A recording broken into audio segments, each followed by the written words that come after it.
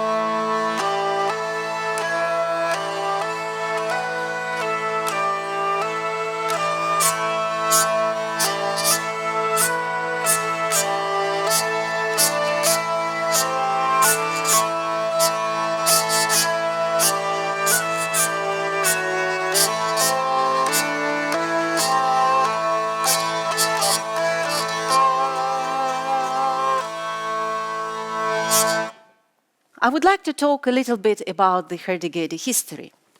So the early predecessor of hurdy-gurdy was the instrument called organistrum. It was popular in medieval Europe. It used to take two people to play it because it was a rather large instrument, with one person turned the wheel and the other person pushed the buttons. Mainly in the medieval Europe, dominated by Gregorian chants, it was used primarily for the religious purposes. The more contemporary form of hurdy-gurdy we can find in the records of about 15th century. This is a painting of Netherlandish artist Hieronymus Bosch. This Christian triptych, titled The Gardens of Earthly Delights, mesmerizes us with the details of portrayal of heaven, life on earth, and hell. And guess which part hurdy-gurdy belongs to? Yes, if we zoom in into the hell section, we can see a strange orchestra containing the lute, the harp, a drum with a person imprisoned on it, a very unfortunate flute that stuck in someone's butt. And the hurdy-gurdy, played by the blinded beggar, seems to be dominating this orchestra, directed by a devilish creature who reads the music from the butt. Yes, the music written on a butt. And it's famously known as the butt music.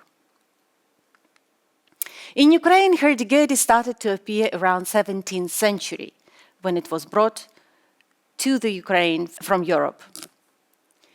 It was popular among blinded traveler musicians who would sing religious psalms and cants and epic ballads that were called dumas. They earned their living by doing so, but before they were able to play their instrument, they had to undergo a rigorous 3 years apprenticeship in the Professional Musician Guild. That was a part of the Ukrainian traditional musicians called lirniki, who played lira, the Ukrainian name of hurdy-gurdy, kabzars, and bandurists. This is a great example of Ukrainian lira of 19th century. It gives us an understanding of the craftsmanship of that era, but also helps us to imagine how the instrument must have sounded to the audience at its time. So hurdy-gurdy tradition existed in Ukraine till about 1930s, when the Soviet government started to repress Ukrainian folk musicians, imprisoning, persecuting, and sometimes even shot folk musicians. 50 years of repression, and tradition almost disappeared because musicians were scared to play and pass their skill to the new generation. We do have recordings of the last known Ukrainian hurdy-gurdy player, Ivan Vlasyuk. So the tradition was thankfully recorded. But since the collapse of the Soviet Union, the hurdy-gurdy tradition started to revive in Ukraine. Now we have the masters who make beautiful hurdy-gurdies instrument, beautiful craftsmanship, but also musicians who are dedicated to preserving and also advancing Ukrainian hurdy-gurdy tradition. And now I'm going to sing a Ukrainian folk song.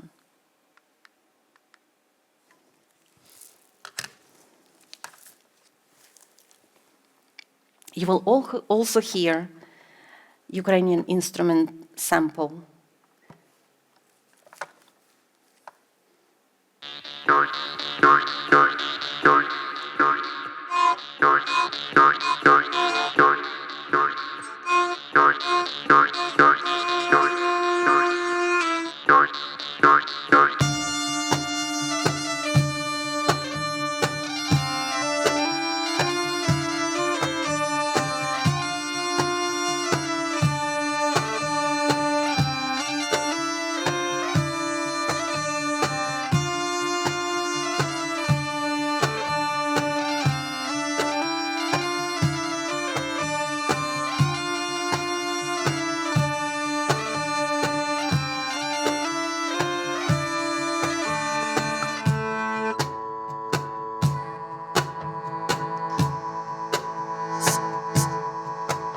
За сонцем не бачу, за вітром не чую, через лиху долю дома й не ночую.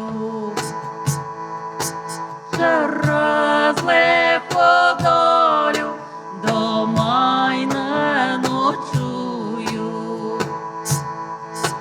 Пусти мене, милий, по воду до броду, хай я там розкажу про нашу незгоду.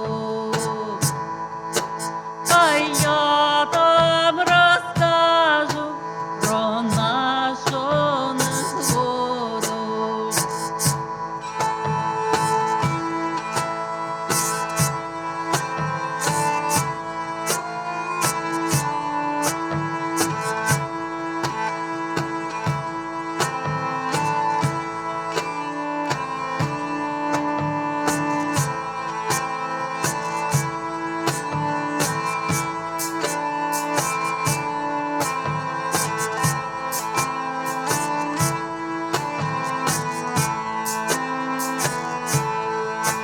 Не буду я, милий, нічого казати, як будуть питати, то я вийду з хати.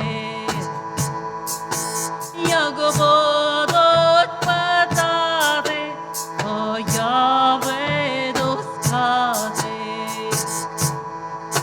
Як сестру спитала, то я й промовчала, як мати спитала, всю правду сказала.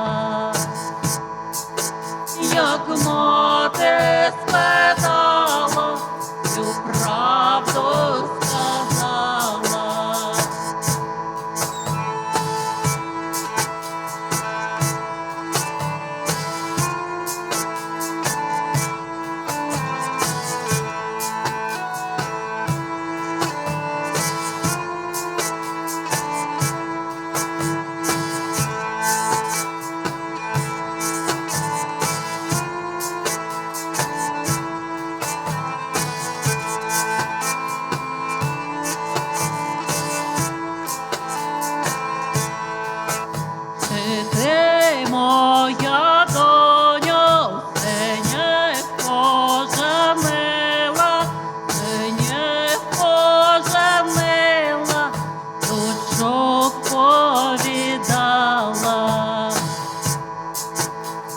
ти